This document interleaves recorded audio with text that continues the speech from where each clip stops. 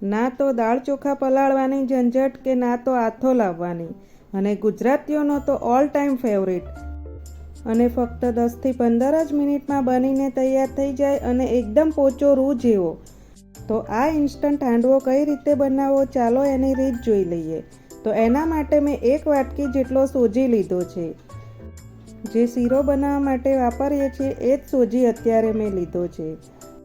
સાથે 2 મોટી ચમચી ભરીને ચણાનો લોટ એડ કરીશું. બેસન એડ કરવાથી તમે દાળ ચોખાનો હાંડવો ખાતા હશો એવો જ સ્વાદ આવશે. હવે એમાં 1 વાટકી જેટલી મીડિયમ ખાટી છાશ એડ કરીશું અને બધી વસ્તુને સરસ રીતે હલાવીને મિક્સ કરી લઈશું. અને છાશના બદલે તમારે દહીં એડ કરવું હોય તો પણ કરી શકો છો. જો દહીં એડ કરતા હોય તો 1 વાટકી દહીં અને 1 વાટકી પાણી એડ કરવાનું છે.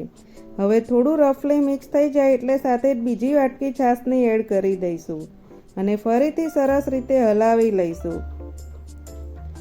તો અત્યારે મેં ટોટલ 2 વાટકી છાશનો ઉપયોગ કર્યો છે. તો સોજી અને ચણાના લોટને સરસ રીતે હલાવીને મિક્સ કરી લીધું છે. હવે ઢાંકણ ઢાંકી અને 10થી 15 મિનિટ માટે રેસ્ટ આપીશું.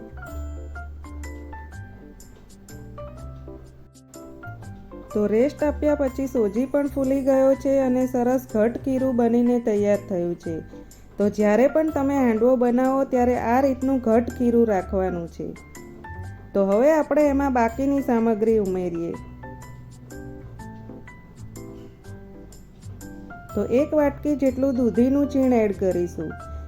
અત્યારે હું ટ્રેડિશનલ સ્વાદનો હાંડવો બનાવું છું એટલે ફક્ત દૂધી જ એડ કરી છે, પણ તમારે એના સિવાય બીજા વેજીટેબલ્સ એડ કરવા હોય તો કરી શકો છો. હવે ત્યારબાદ એમાં થોડા ઝીણા સમારેલા લીલા ધાણા એડ કરીશું અને છાશના સ્વાદને બેલેન્સ કરવા માટે 1 ચમચી ખાંડ એડ કરીશું અને 1 ચમચી આદુ મરચાંની પેસ્ટ એડ કરીશું. આ હાંડવો ખાટો મીઠો હશે તો ખૂબ જ સરસ લાગશે, પણ તમને જો હાંડવામાં ખાંડનો સ્વાદ પસંદ ના હોય તો સ્કીપ કરી શકો છો. હવે સ્વાદ પ્રમાણે મીઠું અને અડધી ચમચી હળદર એડ કરીશું. ત્યારબાદ તેમાં 1 ચમચી તીખું લાલ મરચું અને 1 ચમચી કાશ્મીરી લાલ મરચું એડ કરીશું. હવે થોડી ખારી સિંગનો મેં અધકચરો ભૂક્કો કરી લીધો છે, તો 2 ચમચી જેટલો ખારી સિંગનો ભૂક્કો એડ કરીશું.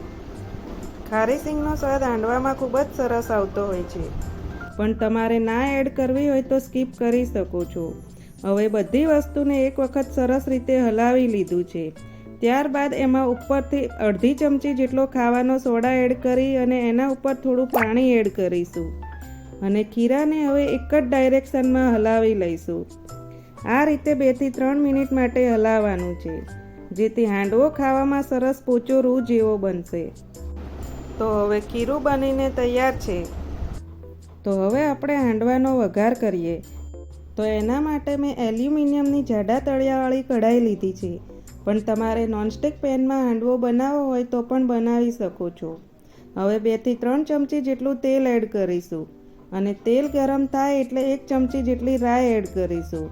ત્યારબાદ 2 સૂકા લાલ મરચાં અને 5થી 7 નંગ મીઠા લીમડાના પાન એડ કરીશું.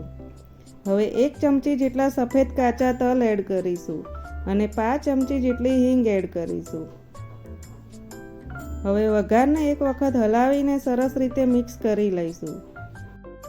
હવે એમાં 2 ચમચા જેટલું હાંડવાનું ખીરું એડ કરી દઈશું. તમારે હાંડવો જાડો કે પાતળો જે રીતનો બનાવવો હોય એ રીતનું ખીરું એડ કરી શકો છો. અત્યારે હું મીડિયમથી હાંડવો બનાવી રહી છું. હવે ઉપરથી ફરીથી થોડા સફેદ તલ સ્પ્રિંકલ કરી દઈશું. એનાથી હાંડવાનો દેખાવ અને સ્વાદ બંને ખૂબ જ સરસ લાગશે. હવે ઢાંકણ ઢાંકી અને હાંડવાને ધીમા ગેસની ફ્લેમ પર જ 3થી 4 મિનિટ માટે ચડવા દઈશું. તો હવે ઢાંકણ ખોલીને ચેક કરતાં ઉપરની બાજુએથી હાંડવો એકદમ ડ્રાય થઈ ગયો છે.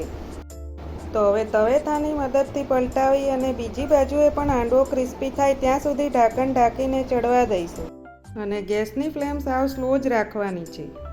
તો હવે ઢાંકણ ખોલીને ચેક કરી લઈએ. તો બંને બાજુએથી એકદમ ક્રિસ્પી હાંડવો બનીને તૈયાર થયો છે અને ખીરું પણ સરસ ઘટ રાખ્યું હતું એટલે હાંડવો કઢાઈમાંથી તરત જ નીકળી આવે છે.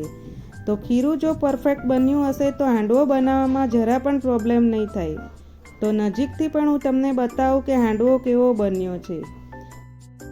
તો બહારથી એકદમ ક્રિસ્પી અને અંદરથી ખાવામાં પોચો રૂ જેવો એવો ઇન્સ્ટન્ટ હાંડવો બનીને તૈયાર થયો છે. તો આ હાંડવાને તમે ગરમા ગરમ કે ઠંડો થયા પછી બંને રીતે ખાશો તો પણ ખૂબ જ સરસ લાગશે. અને એના સિવાય તમે ચા, કોફી, ટોમેટો કેચઅપ કે પછી ચટણી ગમે તેની સાથે સર્વ કરી શકો છો. તો એકદમ પોચો રૂ જેવો અને ફટાફટ બની જાય તેવો ઇન્સ્ટન્ટ હાંડવો બનીને તૈયાર છે. તો તમે પણ એક વખત આ રીતે હાંડવો બનાવીને જરૂરથી ટ્રાય કરજો. અને તમને જો ઇન્સ્ટન્ટ હાંડવાની રેસીપી પસંદ આવી હોય તો મારી રેસીપીને લાઇક, શેર કરી મારી ચેનલને સબસ્ક્રાઈબ કરવાનું ભૂલતા નહીં.